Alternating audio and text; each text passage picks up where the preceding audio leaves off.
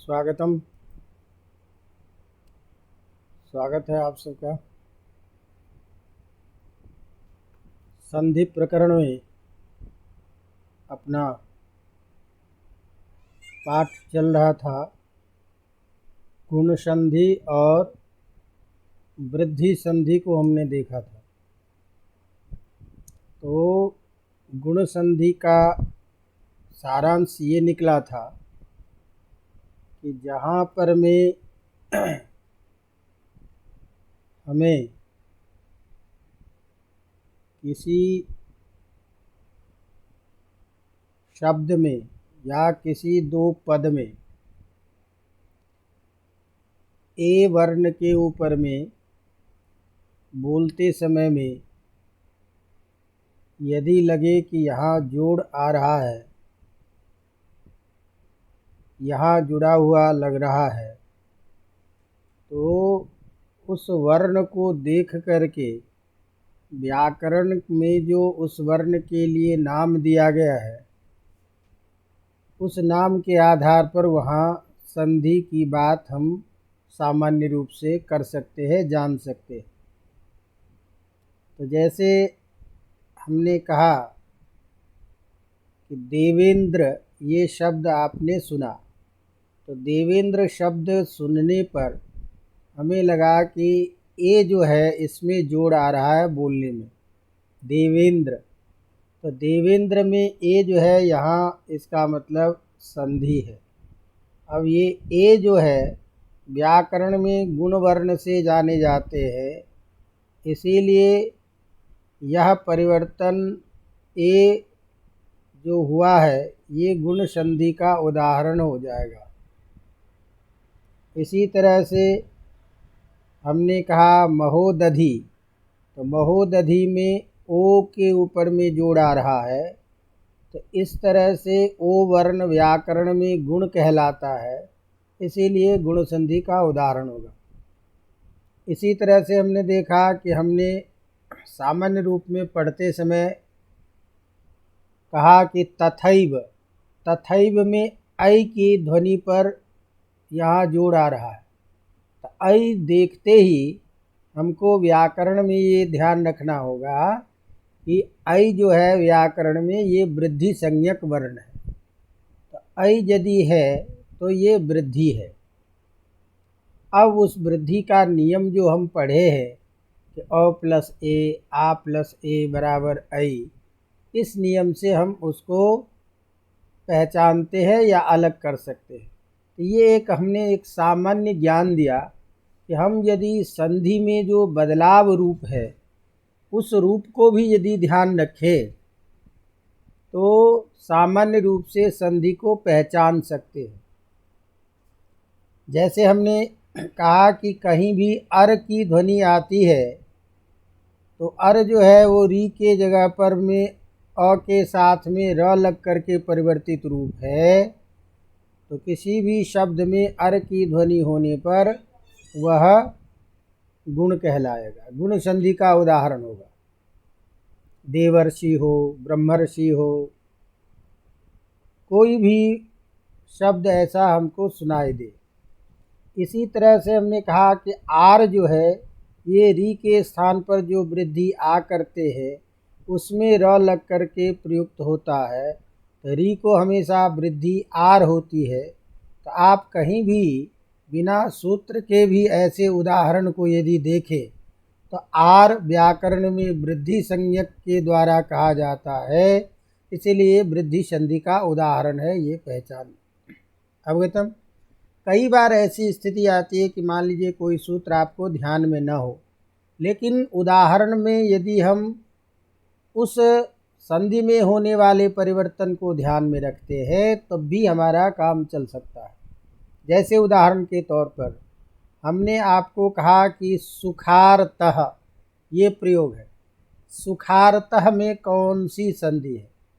तो अब आपने अभी कोई सूत्र नहीं पढ़ा यहाँ वृद्धि करने वाला, तो वृद्धि करने वाला सूत्र नहीं पढ़ा। अब आपके सामने में सुखारतः प्रयोग में कोई पूछ दिया कौन सी संधि है, तो हमको सीधा क्या देखना है कि आर की ध्वनि आ रही है, और आर जो है व्याकरण में वृद्धि अक्षर है, इसका मतलब यहाँ वृद्धि संधि है। और इसी तरह से हमने कहा, मान लीजिए परमर्तः, तो परमर्तः में अर की ध्वनि आ रही है, अर की ध्वनि आ रही है तो यहाँ अर जो है ये गुण वर्ण का है, इसलिए परमर्तः में गुण है। अब यहाँ स्थिति इसलिए आती है कि एक व्याकरण में नियम है, और नियम क्या है कि आपने वृद्धि करने वाला जो उपसर्गादृति धातु सूत्र पढ़ा, उसने कहा उपसर्ग के बाद ऋकारादि धातु होने पर वृद्धि होती है। तो उपसर्ग और ऋकारादि धातु रहेगा तब तो वृद्धि की पहचान हो गई। लेकिन हमने कहा कि सुख प्लस ऋतः है, तो यहाँ जो सुख है ये उपसर्ग नहीं है, शब्द है। आगे ऋतः भी क्या है, धातु नहीं है, ये प्रातिपदिक शब्द है। तो ऐसी स्थिति में सुखार्तः में वृद्धि कैसे होगी? तो यद्यपि हम इसको प्रयोग के आधार पर देखें, व्याकरण के नियम के हिसाब से देखते हैं, तो यहाँ एक विशेष वार्तिक के द्वारा वृद्धि का विधान करते हैं, और वो वार्तिक है ऋते च तृतीया समासे, ऋते च तृतीया समासे। ये एक वार्तिक कहता है कि यदि ऋत शब्द बाद में हो और जो आपने दो पद प्रयोग किया है वह तृतीया समास का उदाहरण हो, अर्थात उसमें तृतीया समास हो, तो तृतीया समास होने पर हम कहीं भी ऋत शब्द बाद में रहेगा तो वहाँ वृद्धि करेंगे। तो सुखार्तः में क्या है, यहाँ सुखार्तः एक सामासिक पद है ये, और इसको जब हम अलग प्रयोग करते हैं तो उसमें सुखेन ऋतः, सुख के बिना, इस अर्थ में हम तृतीया विभक्ति करके समास करते हैं। तो सुखेन ऋतः ये प्रयोग होता है, तो इसलिए यहाँ तृतीया विभक्ति होने के कारण समास होने पर विभक्ति लोप हो जाता है, जिसकी हम चर्चा आगे करेंगे। तो सुखेन ऋतः इस स्थिति में तृतीया समास हो जाने पर जो विभक्ति है एन, तृतीया का टा लग करके एन बनता है, तो उस विभक्ति का लोप हो करके मूल शब्द बच गया सुख, तो स्थिति बनी सुख प्लस ऋत। अब यह सुख और ऋत, इसमें हम वृद्धि करके और ई को आर बना देते हैं, तो सुखार्त बनता है। और जैसे मान लीजिए परमर्तः है, तो परमर्तः में यहाँ तृतीया विभक्ति नहीं है, यहाँ कर्मधारय समास है, परमश्चासौ ऋतः माने परम ऋतः। तो यहाँ परम ऋतः में कर्मधारय समास होने के कारण यहाँ तृतीया विभक्ति नहीं होने से वृद्धि नहीं हुई, तो गुण होकर के परमर्तः प्रयोग बना। अब आप लोगों को इस चक्कर में ज़्यादा नहीं पढ़ना है, आप लोगों को तो इसलिए मैं बताया क्योंकि ये सब उदाहरण प्रसिद्ध है। तो प्रसिद्ध है तो कई बार वृद्धि संधि जब हम पढ़ते हैं तो वृद्धि संधि में ये उदाहरण दे देता है कि सुखार्तः में कौन सी संधि है। तो सुखार्तः में आप सीधे सीधे ध्यान में रख के कहेंगे कि आर की ध्वनि आ रही है इसीलिए वृद्धि है, परमर्तः में अर की ध्वनि आ रही है इसीलिए क्या है, गुण है। लेकिन सुखार्तः में वृद्धि किस नियम से हो, एक सामान्य जानकारी के लिए हमने कहा कि व्याकरण में एक नियम है, वार्तिक है ऋतेच तृतीया समासे। वो सूत्र कहता है, वो वार्तिक कहता है कि तृतीया समास होने पर ऋत शब्द जहाँ भी बाद में रहेगा तो वहाँ वृद्धि करेंगे। तो इस नियम से यहाँ वृद्धि है, तो ये एक सामान्य जानकारी हमने कही। चलिए, एक प्रसंग समाप्त हुआ। अब हमारे आगे की जो संधि है वो है सवर्ण दीर्घ संधि। इसका नाम क्या है, सवर्ण दीर्घ संधि। अब यहाँ ध्यान दीजिए कि दीर्घ जो है ये भी नाम है। किसका नाम है? अच का। और हमने आपको कहा था दीर्घ संज्ञा करने वाला, ह्रस्व संज्ञा करने वाला, प्लुत संज्ञा करने वाला व्याकरण में एक ही सूत्र है। तीनों संज्ञा एक ही सूत्र करता है। और वो सूत्र बताया था ऊ कालो अच ह्रस्व दीर्घ प्लुतः। ऊ कालो अच ह्रस्व दीर्घ प्लुतः ये सूत्र कहा था कि एक मात्रा वाला जो अच होता है वो ह्रस्व होता है, और दो मात्रा वाला जो अच है उसका नाम दीर्घ है, और दो से अधिक जो वर्ण है उसको हम प्लुत कहते हैं। तो दीर्घ क्या चीज़ है ये हमको ज्ञान हो गया कि द्विमात्रिक वर्ण का होना। स्वर में, अच में दो मात्रा वाला जो वर्ण है उसको हम दीर्घ कहते हैं। अब यहाँ जो हम दीर्घ करने जा रहे हैं, दीर्घ संधि पढ़ रहे हैं, तो दीर्घ वर्ण तभी करेंगे जब पहले और बाद में समान अक्षर हो। समझे न? समान वर्ण होने पर दीर्घ होता है, इसीलिए इस संधि को हम सवर्ण दीर्घ संधि कहते हैं। अवगतम? समान वर्ण को दीर्घ के रूप में जहाँ विधान करेंगे, उस दीर्घ वर्ण होने के कारण इस संधि विशेष का नाम होगा दीर्घ संधि। तो मूल नाम तो है दीर्घ संधि, क्योंकि जैसा काम वैसा नाम। तो दीर्घ वर्ण करेंगे तो इसीलिए दीर्घ संधि कहलाएगा। अब दीर्घ वर्ण कहाँ हो तो उसके लिए हमको बताता है कि समान वर्ण होने पर दीर्घ होता है। तो समान वर्ण होने पर दीर्घ होता है, इसीलिए स्पष्ट ज्ञान के लिए कि अच्छी तरह से समझ में आ जाए, इसीलिए हम इसको सवर्ण दीर्घ भी बोलते हैं। इसलिए सवर्ण दीर्घ के नाम से इसका व्यवहार होता है। बाकी तो दीर्घ संधि से भी हमारा काम चल जाए। तो यह दीर्घ संधि कहाँ हो इसको बताने के लिए नियम दिया अकह सवर्णी दीर्घ। अकह सवर्णी दीर्घ। अब यहाँ देखो कि इस सूत्र में अकह ये अक प्रत्याहार है, और वही अक प्रत्याहार हलंत है। हलंत होने के कारण अंत में अह जुड़ा हुआ है, तो पंचमी का एक वचन, षष्ठी का एक वचन हो सकता है। तो यहाँ क्या है? पंचमी का एक वचन। अवगतम? अब इस पंचमी के एक वचन में ये अर्थ करते हैं, तो अर्थ क्या हुआ? अक से परे, ये अर्थ होगा। अवगतम? अब यहाँ अक क्या चीज़ है तो आप जानते हो, प्रत्याहार है। अक प्रत्याहार कहाँ से कहाँ तक बनाएंगे? अ ई उण सूत्र के अ से लेकर रीलृक सूत्र के क तक ये अक प्रत्याहार बनेगा। तो अक प्रत्याहार में आपके अ ई उ री और री ये 5 वर्ण आएंगे। अब इसके बाद में अकह का अर्थ हो गया अक के बाद में, ये अर्थ हुआ। तो अक के बाद में इसको हम अलग अलग थोड़ा सा करना चाहें प्रत्येक वर्ण को, तो क्या बोलेंगे? अ के बाद में, ई के बाद में, उ के बाद में, री के बाद में और री के बाद में, ये अर्थ निकलेगा। अब क्या हो बाद में? तो इस सूत्र में कहता है सवर्णे। तो सवर्णे में सप्तमी विभक्ति है, क्योंकि सवर्ण शब्द आकारांत है।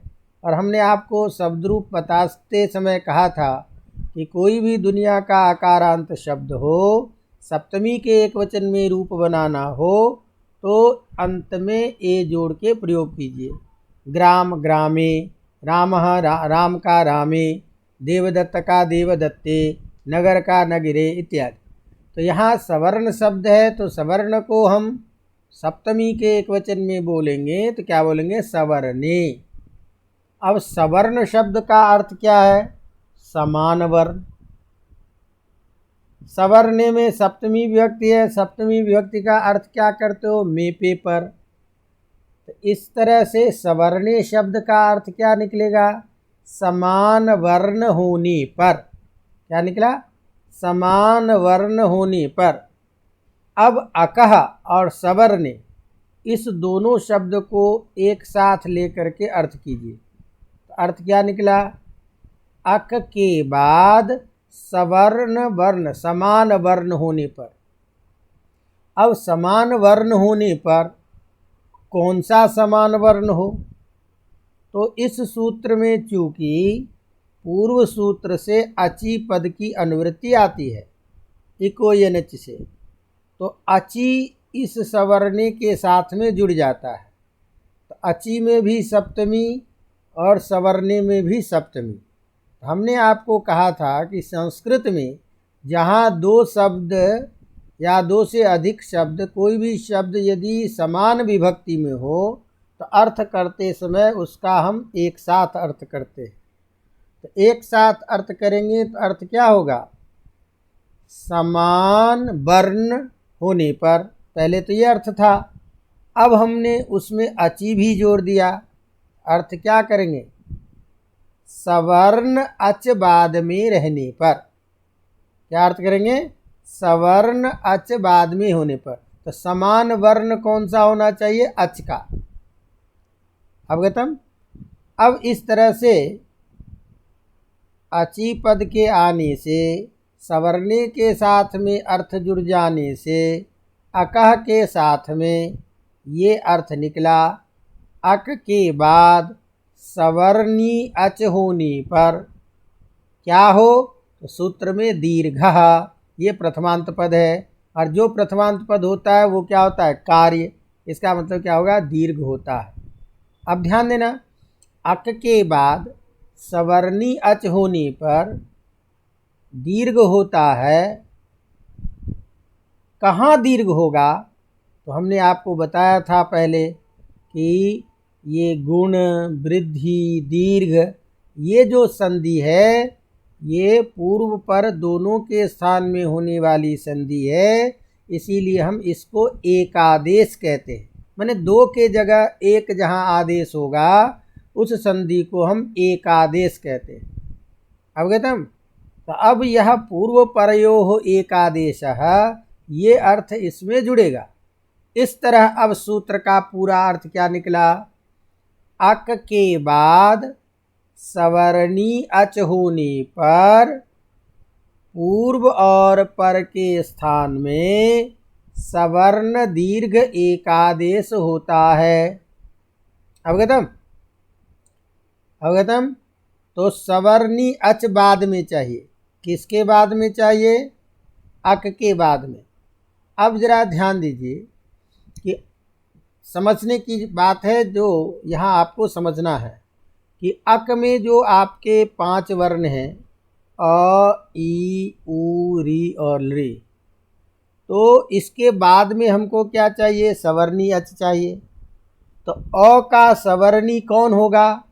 अ ही होगा। ई का सवर्णी कौन होगा? ई ही होगा। उ का सवर्णी कौन होगा? उ ही होगा।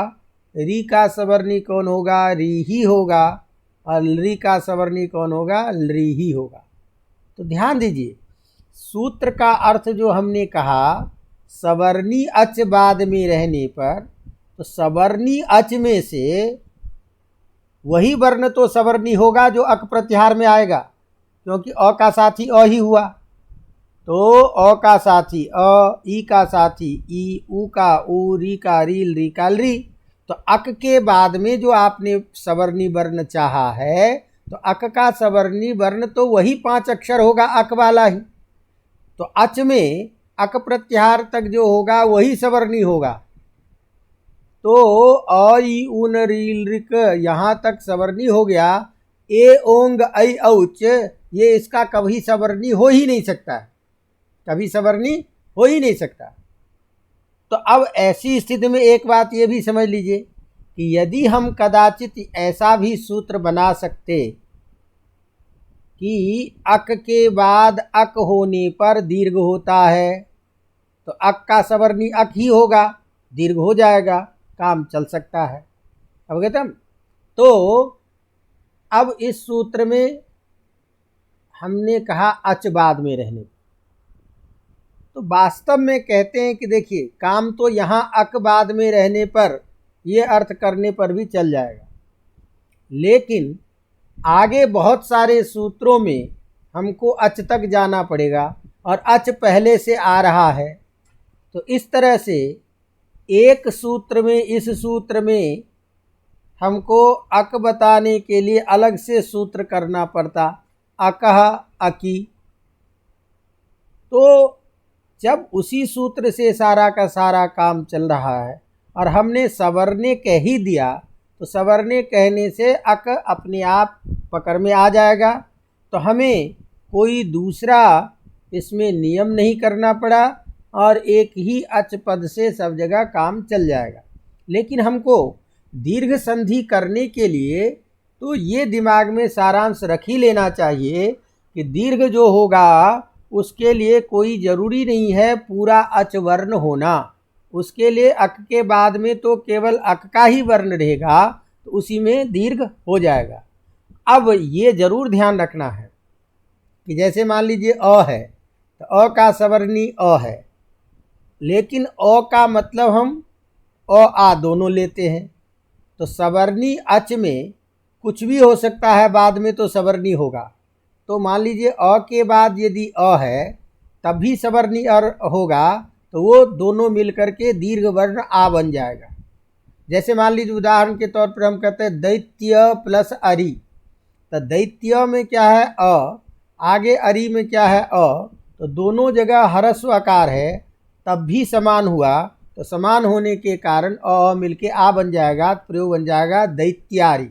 अब जब हम दैत्यारी शब्द बोलते हैं तो आ वर्ण की ध्वनि आ रही है, अवगतम, और आ वर्ण की जब ध्वनि आ रही है इसलिए यहाँ क्या है, दीर्घ है।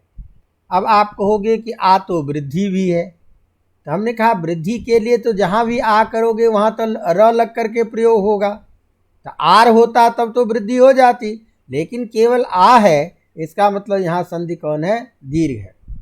अब मान लीजिए हमने कहा कि दैत्य ये प्रयोग है, अब इस दैत्य के बाद में यदि मान लीजिए हमने कोई कहा ऐसा शब्द जिसमें आ अक्षर हो, अवगतम, तो दैत्य ये वर्ण आपके सामने है ना, और आगे हमने कहा कि आक्रामकः,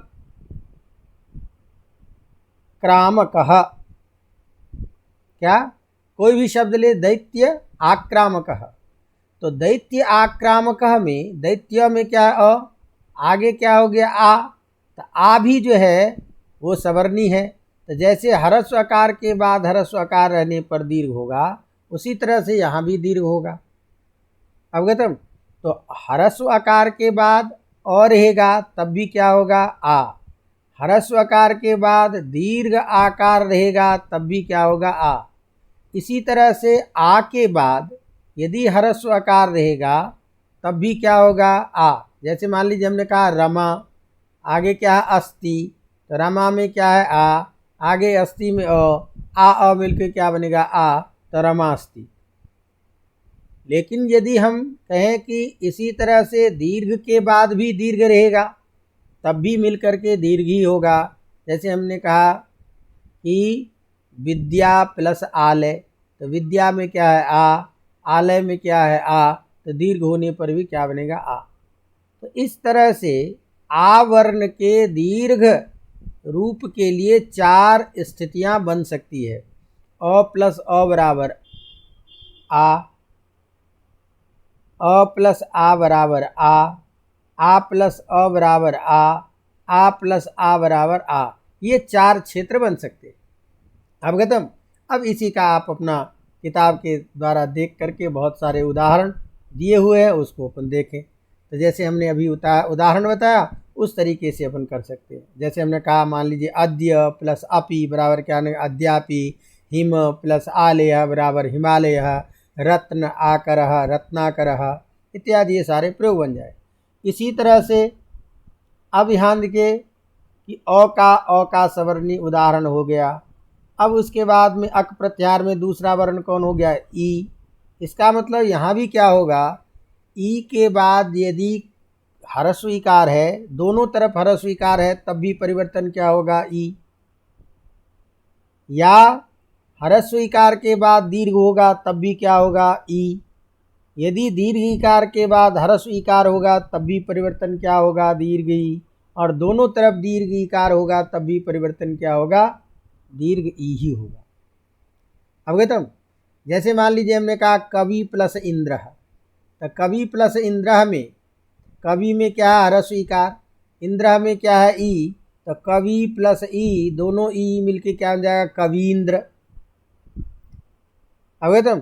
हमने कहा श्री धन ईशः, तो श्री में क्या है? बड़ी ई है। ईशा में भी क्या है? बड़ी ई है। तो दोनों मिलकर क्या बन जाएगा? श्रीशः। तो वही स्थिति बनेगी। इसी तरह से मान लीजिए हमने कहा गौरी, हमने कहा ईश्वरः, तो दोनों जगह दीर्घ ईकार हो गया, गौरीश्वरः।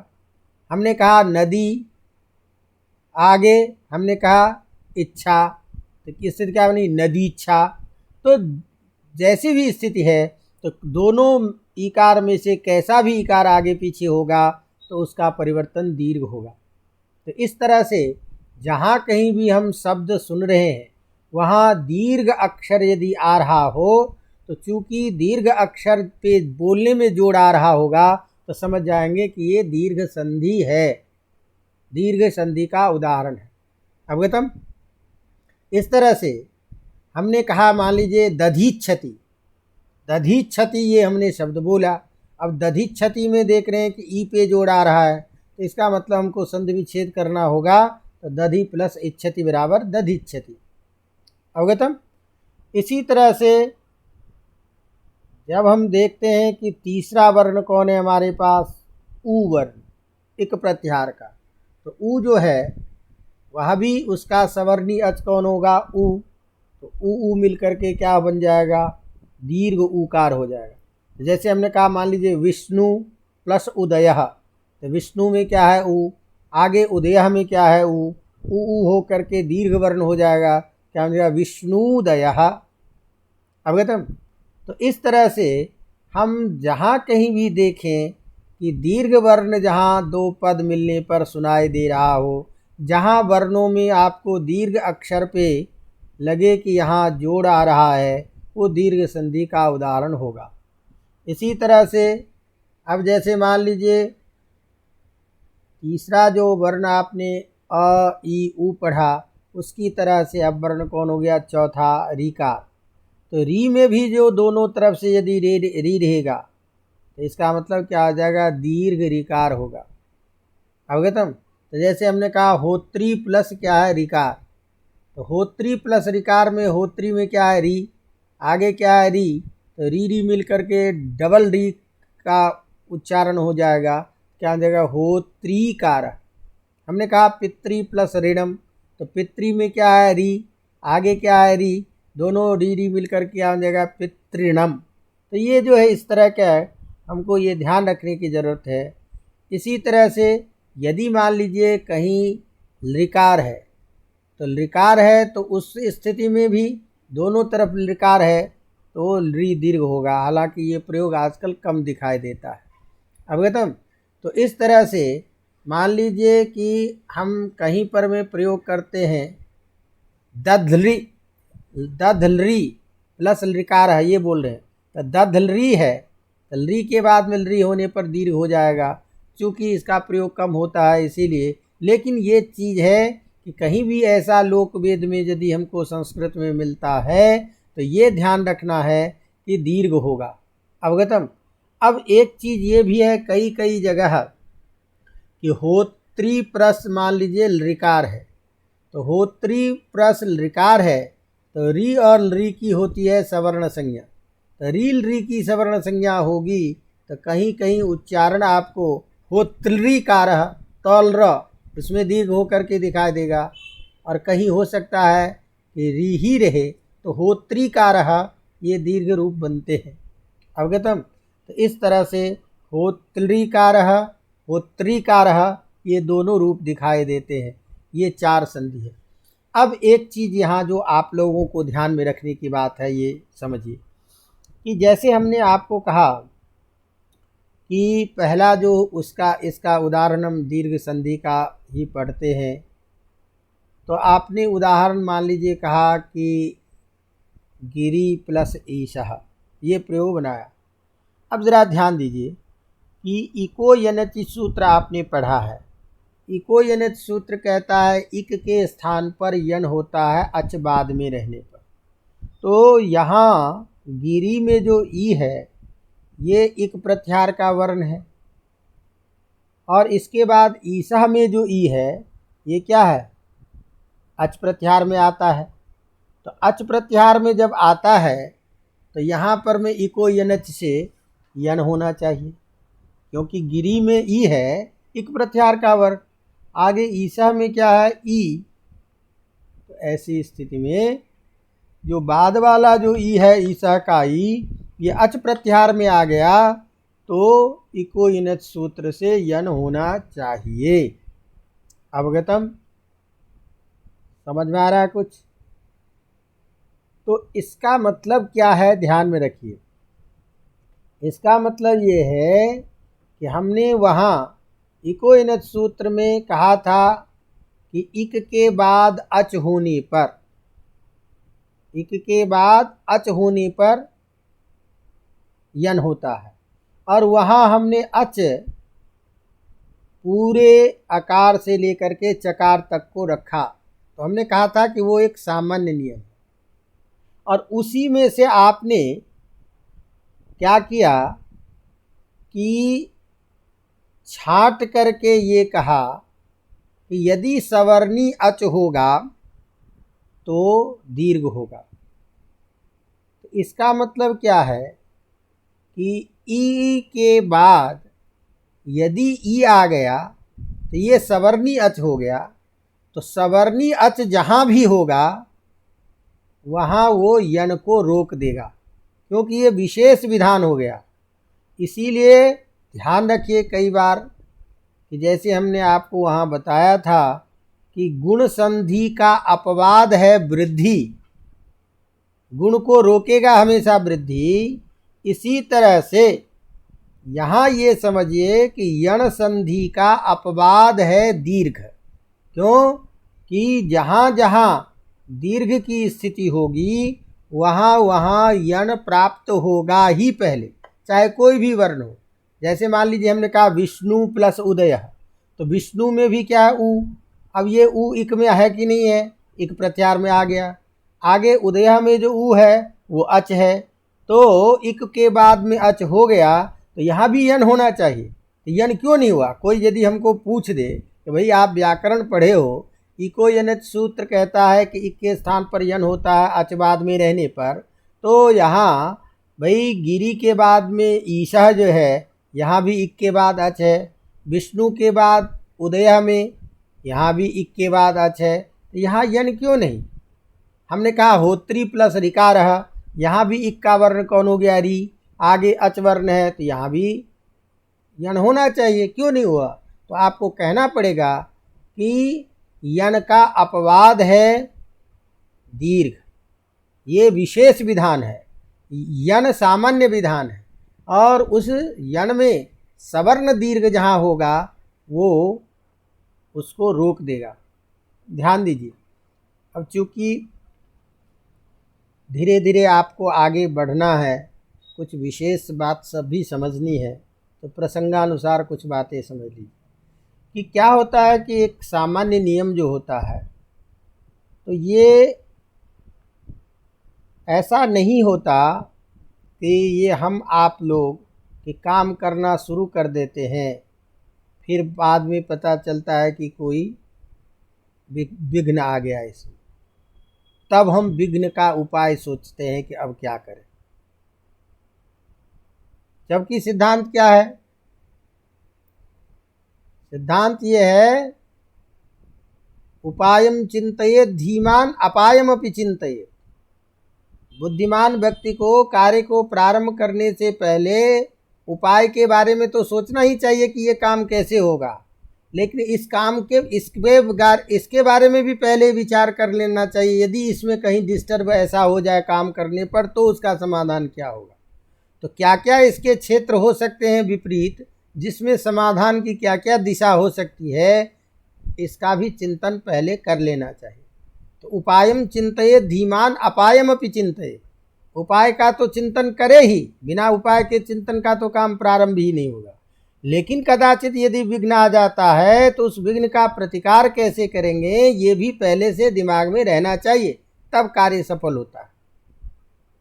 तो यहाँ शास्त्र में क्या होता है कि जब आचार्य हमारे कोई नियम बनाते हैं तो उस नियम का कहाँ कहाँ क्षेत्र है अपवाद, कहाँ कहाँ इसका विरोधक क्षेत्र है, उस सब का ध्यान एक साथ हो जाता है और उसके क्षेत्र को छोड़ करके ही सामान्य नियम लागू होता है।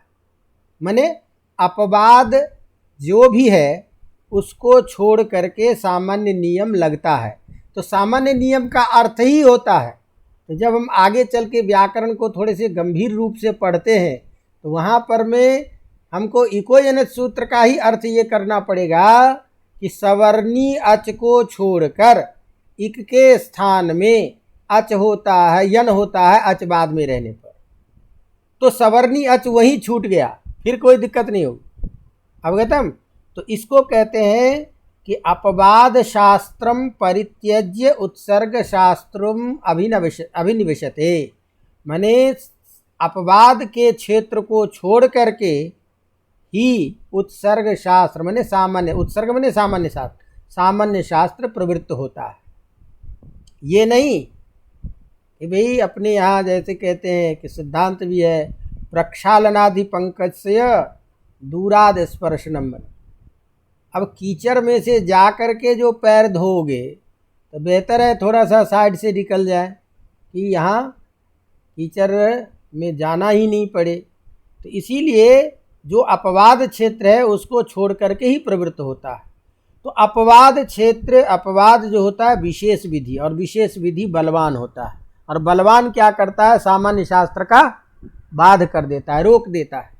अवगतम। तो इसलिए जहाँ जहाँ भी दीर्घ प्राप्त होगा, दीर्घ होगा, सब जगह यन की स्थिति बनेगी, लेकिन उस जगह सबको यन को रोक देगा। इसीलिए दीर्घ कभी नहीं, मतलब यन कभी नहीं करेंगे, वहाँ दीर्घ ही होगा। अवगतम। तो इस तरह से अब चाहे दधि इच्छति है तब भी दीर्घ ही होगा, यन नहीं होगा। ये सारे के सारे दीर्घ के उदाहरण बने, और दीर्घ का एक ही सूत्र है अकसवर्णी दीर्घा। तो मैं समझता हूँ इसमें समझने में दिक्कत नहीं होनी चाहिए, और सामान्य सूत्र है। हाँ ये जरूर है, कई बार कहते हैं कि अत्र अको की दीर्घा इत्येव शुभचम, क्योंकि इस सूत्र का अर्थ यदि इतना ही ध्यान रख लो तब भी काम चल जाएगा। अक के बाद अक होने पर सवर्ण दीर्घ होता है। तो अक का अक कौन होगा, अ का साथी अ, ई का साथी ई, उ का साथी उ, री का सवर्णी वर्ण वही उ होगा। इस तरीके से भी संधि से काम चल जाएगा। लेकिन परीक्षा में यदि हमको पूछता है कि अक सवर्णी दीर्घा का अर्थ क्या है, तो ये नहीं कहेंगे अक के बाद अक होने पर दीर्घ होता है। हालांकि ये गलत नहीं है, लेकिन चूंकि सूत्र में अनुवृत्ति किसकी आ रही है, अच की, इसीलिए अच की अनुवृत्ति आ रही है, इसीलिए अर्थ यही हमको करना उचित है, अक के बाद सवर्णी अच होने पर दीर्घ होता है। अवगतम।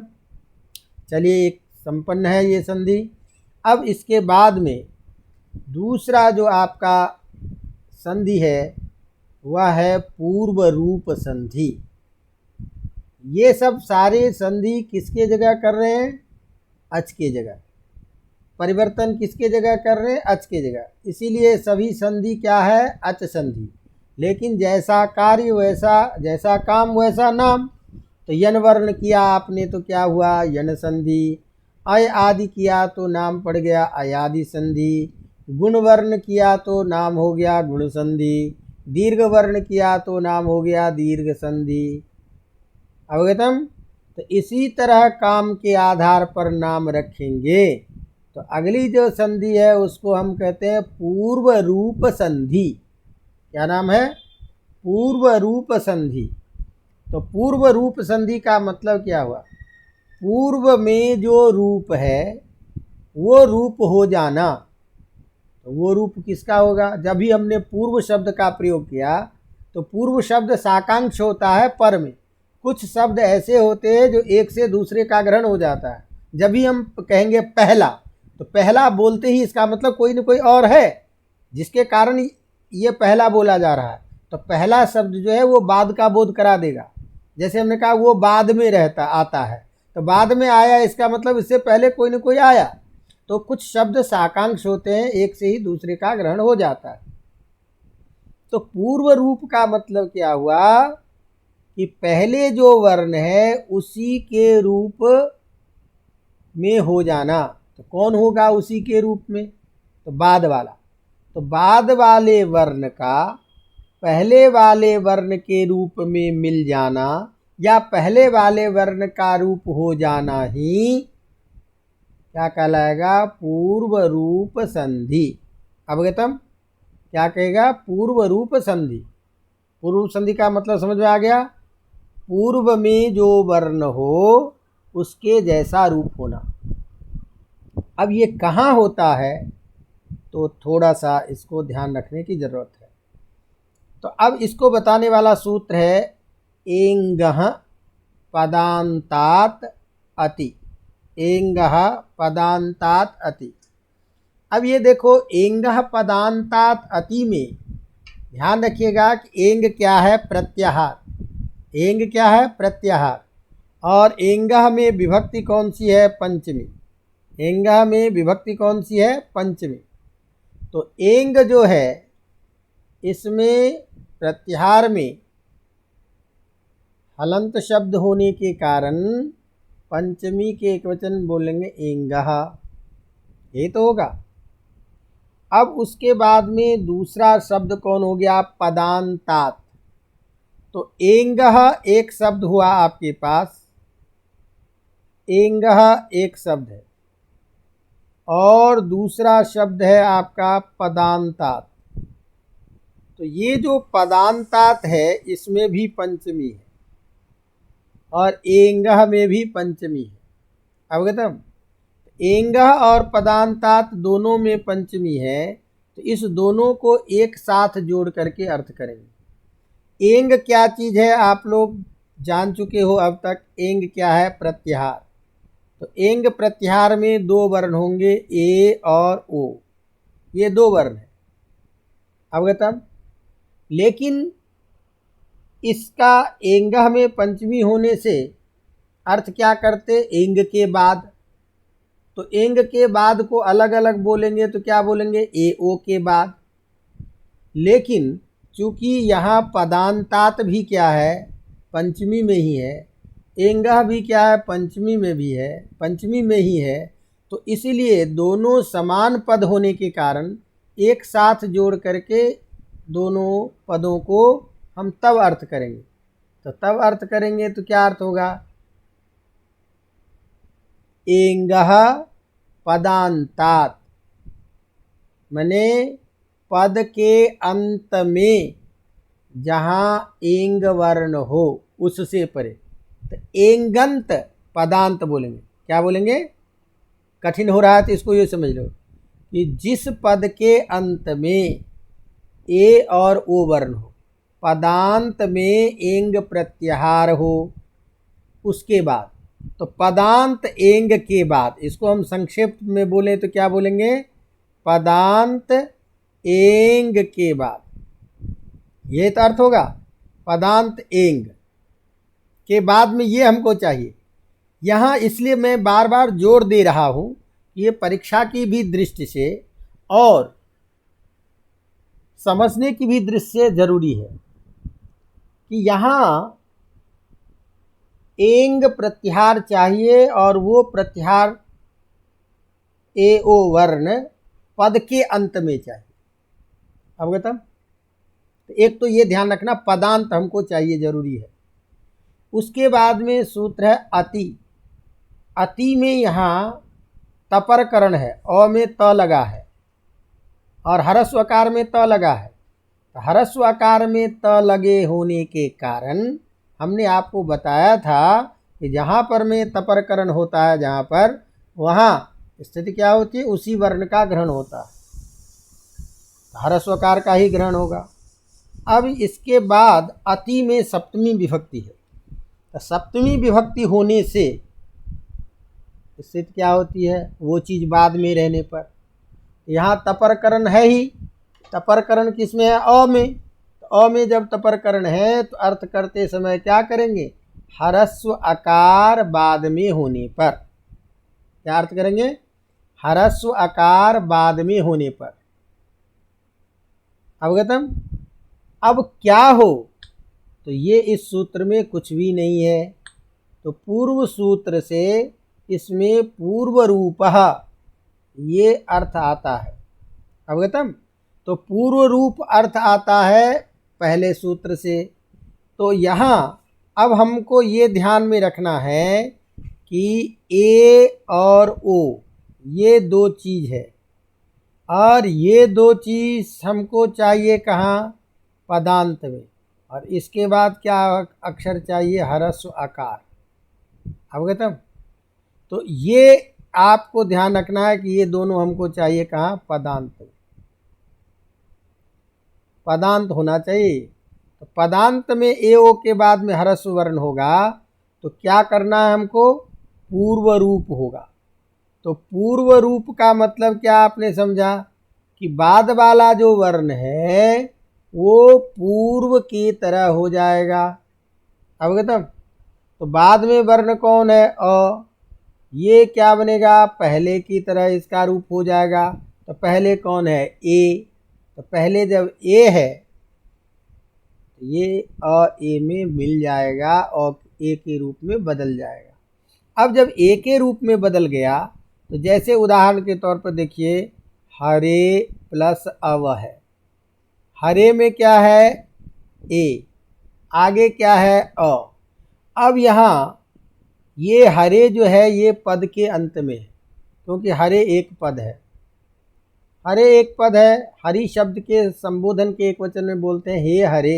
हे यदि न भी बोले तब भी हरे कहने से ही संबोधन हो गया। तो संबोधन के होने के कारण एक पद है ये, और पद के अंत में कौन है, ए, आगे क्या है, अ। तो अब ये अ क्या करेगा, ए के रूप में मिल जाएगा। तो ए के रूप में जब मिल जाएगा तो स्थिति तो इसकी यही बनेगी, हरे व। अवगतम। लेकिन क्या होता है कि यहाँ अ ए के रूप में बदला है, ये हमको पहचान नहीं हो पा रहा है, क्योंकि ए तो बन गया, अब ए में यहाँ अ भी है, ये समझ में नहीं आ रहा है। इसीलिए जहाँ कहीं भी इस तरह से कोई वर्ण पिछले वर्ण के रूप में मिल जाता हो, उसको दर्शाने के लिए ये बीच में एस लगा देते हैं। इसको हम संस्कृत में अवग्रह बोलते हैं। अवग्रह का मतलब हुआ कि यहाँ वर्ण जो है आपस में एक जैसा हुआ है। तो पूर्व वर्ण जो है, जहाँ बाद वाला वर्ण पूर्व में हो जाता है, तो पूर्व वर्ण के जैसे स्वरूप को बताने के लिए ये क्या है, अवग्रह है। ये हो सकता है दीर्घ में भी होता है, माने ये जरूरी नहीं है कि पूर्व संधि में ही ये अवग्रह दिखाई दे। तो अवग्रह का केवल मतलब ये है कि ये हमको पहचान में आ जाए कि यहाँ कोई अन्य वर्ण भी मिला हुआ है। अवगतम। तो इस तरह से अब हमारी स्थिति क्या बनी, हरे प्लस बराबर हरे व। तो एक उच्चारण हो गया हरे व। अवगतम। तो हरे व जो हुआ, तो इसमें अ जो है वो पूर्व के वर्ण जो है ए, हरे का ए, इसी के स्वरूप में मिल गया। तो अ का अब अपना कोई रूप नहीं रहा, तो अ का रूप नहीं रहा, इसीलिए क्या हुआ, पूर्व रूप हो गया यहाँ। इसीलिए इस संधि को हम क्या बोलेंगे, पूर्व रूप संधि। अवगतम। इसी तरह से दूसरा उदाहरण देखिए कि जैसे हमने कहा विष्णोधन अब है, तो विष्णोधन अब है, यहाँ विष्णु है, विष्णु में ओ, आगे क्या है, अ व। तो यहाँ भी विष्णु शब्द के सप्तमी के एक संबोधन के एक वचन क्या बनेगा, विष्णु। तो यहाँ भी पद के अंत में हो गया ओ, और आगे क्या है, अ। अब ये क्या होगा, अ ओ में जाके मिलेगा, तो वही स्थिति बनेगी। स्थिति बनेगी तो अब स्थिति बन गई आपका विष्णु धन, यहाँ बीच में अवग्रह डाल देंगे, बन गया अब। क्या बनेगा, विष्णुव। अवगतम। तो इस तरह से अब हमको केवल क्या ध्यान रखना है, ए ओ के बाद, पदांत ए ओ के बाद यदि केवल ह्रस्व अक्षर होगा तभी होगा, बाद में ध्यान रखना अन्य कोई भी स्वर होगा तो ये पूर्व रूप नहीं होगा। समझ में आ रही बात। अब जरा ध्यान दीजिए यहाँ एक बात अच्छी तरह से, जब आपने हरे किया और अब किया तो यहाँ जरा दिमाग लगाइए कि कौन सा सूत्र पहले जो हम पढ़े हैं उसमें से काम हो सकता था। एक सूत्र हमने पढ़ा था एचो अयवायाव। एचो अयवायाव सूत्र हमको कहा था कि एच प्रत्याहार के बाद यदि अच होगा तो अय आदि आदेश होगा। तो यहाँ हरे में ए है, आगे क्या है, अव में अ, तो ए के जगह यहाँ अय आदेश होना चाहिए। अवगतम। अब जरा ध्यान दीजिए, एचो अयवायाव सूत्र कुछ भी नहीं कहा था, केवल क्या कहा था, एच के बाद क्या चाहिए हमको, अच चाहिए। एच कैसा भी हो, चाहे पदांत में हो या नहीं हो, उसको इससे कोई लेना देना नहीं है। उसने कहा कि एच के बाद यदि अच होगा तो अय आदेश होगा। इस नियम के आधार पर यहाँ अयादि संधि होनी चाहिए, लेकिन उसी अयादि संधि में एक ये विशेष नियम कर रहा है कि नहीं नहीं, यदि पदांत में ए ओ कहीं हो और उसके बाद ह्रस्व आकार हो तो यहाँ पूर्व रूप होगा। इसका मतलब उस अयादि संधि का विशेष विधान हो गया ये पूर्व रूप। इसीलिए ये पूर्व रूप संधि अयादि संधि का अपवाद है। पूर्व रूप संधि क्या है, अयादि संधि का अपवाद। जहाँ जहाँ कहीं भी पूर्व रूप संधि प्राप्त होगी उस सब जगह पर में यहाँ अयादि संधि की पहले स्थिति बनेगी। तो इसीलिए अयादि संधि को रोक करके यहाँ हम पूर्व रूप करते हैं। एक थोड़ा सा आपको और भी थोड़ा उलझन हो सकता है या जिज्ञासा हो सकती है समझने में, तो इसीलिए उसको भी थोड़ा चाहता हूँ क्लियर कर दूँ कि आप ध्यान दीजिए। आपने वहाँ प्रयोग बनाया था हरे धन ए, हरे धन ए। तो हरे धन ए में आपने एचो अयवायाव से अय आदेश करके हरये प्रयोग बनाया था, ध्यान दीजिए। और यहाँ आपने विग्रह क्या किया, हरे प्लस अव। अवगतम। तो ये ध्यान रखिए कि हरे प्लस ए ये जो विग्रह है इसमें हरे पदांत नहीं है, उसमें हरे का ए जो है पदांत नहीं है। अवगतम। हरे का जो ए है वो पदांत नहीं है। एक चीज़ ये ध्यान रखना है, क्योंकि ध्यान रखिए जो मैं कहना चाह रहा हूँ समझाना ये बहुत ज़रूरी है आपके लिए। हरे प्लस ए ये जो प्रयोग है यहाँ ये हरे पदांत नहीं है, पदांत नहीं, ये पदांत नहीं है। अवगतम। लेकिन हरे अव यहाँ ए जो है ये पदांत है, ये पदांत है। अवगतम।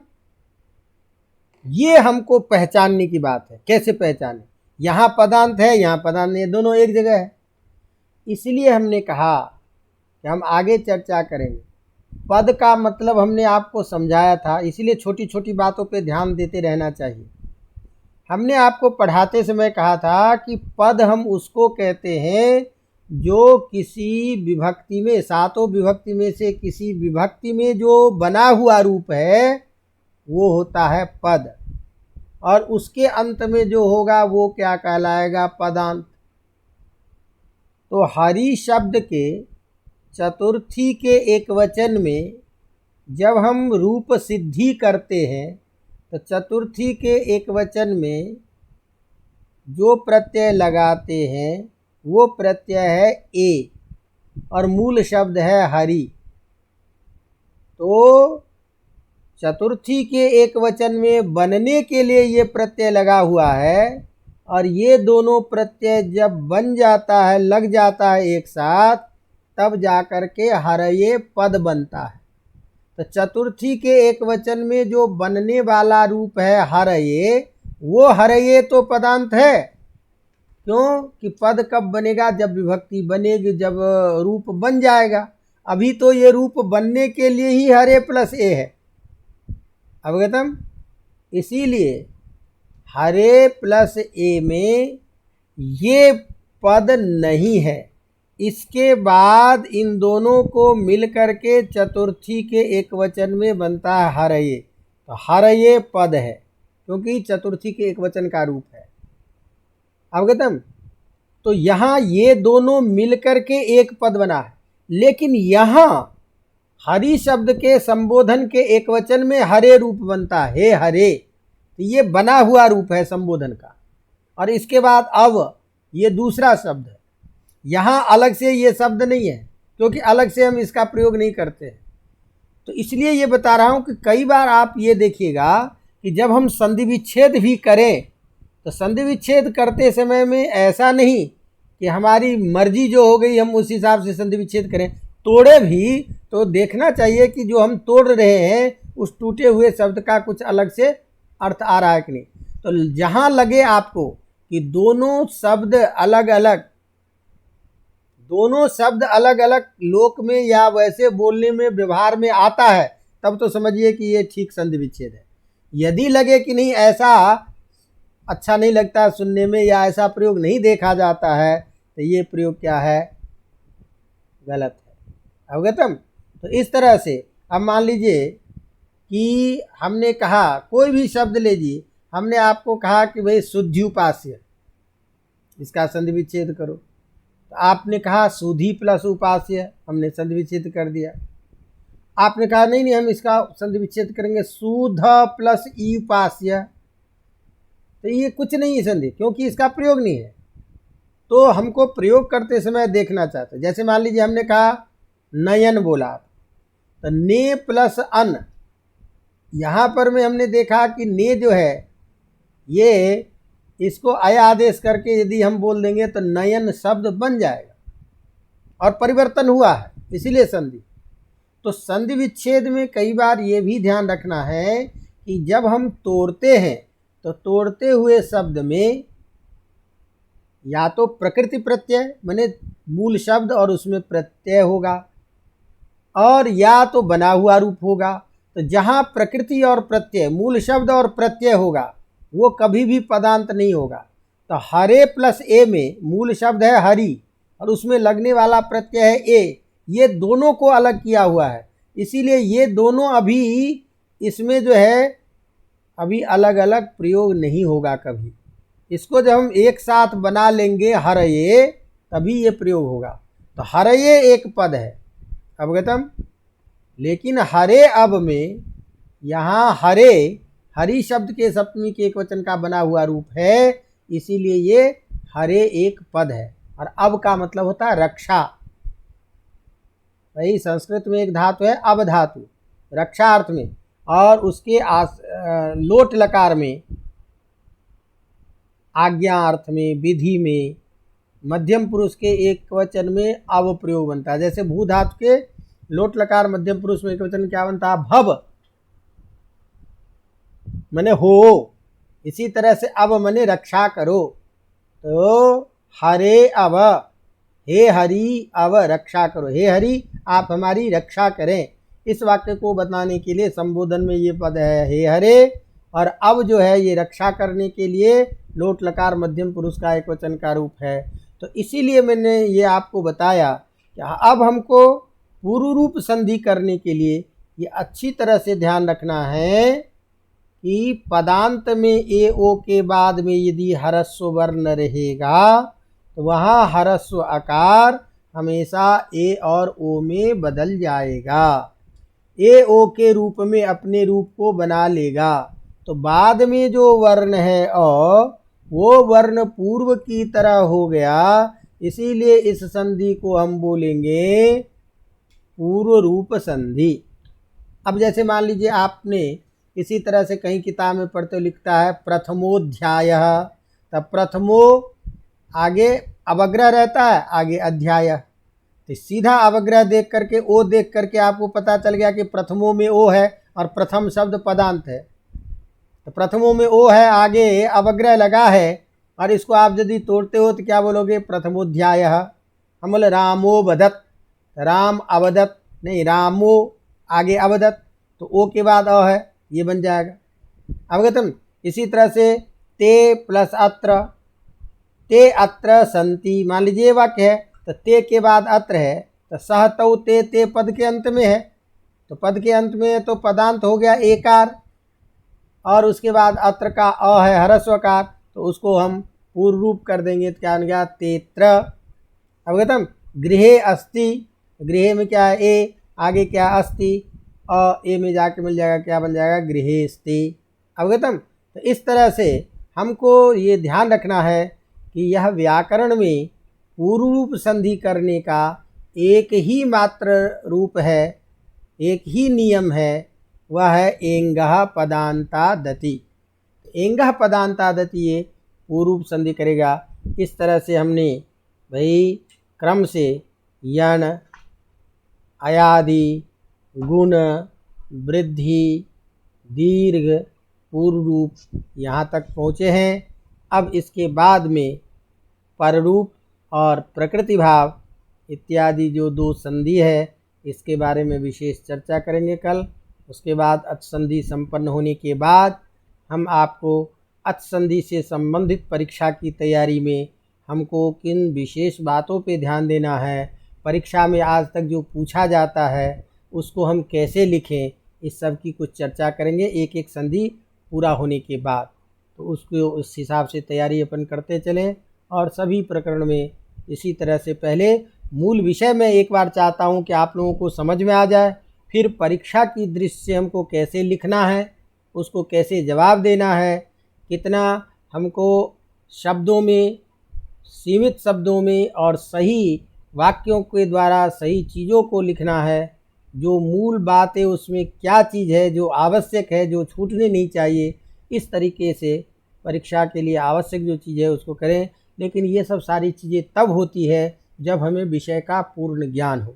इसीलिए अभी मैं आपको एक बार चाहता हूँ कि प्रारंभ है तो विषय का ज्ञान सही तरीके से हो, ताकि आगे आप यदि कुछ उस हिसाब से भी अपन गति को तेज़ चलाएं तो समझने में कहीं दिक्कत न हो। तो इस तरह से करेंगे तो कल इस अच संधि प्रकरण के शेष जो रह गया है उसके बारे में चर्चा करेंगे। आज हम यहीं विश्राम देते हैं। धन्यवाद।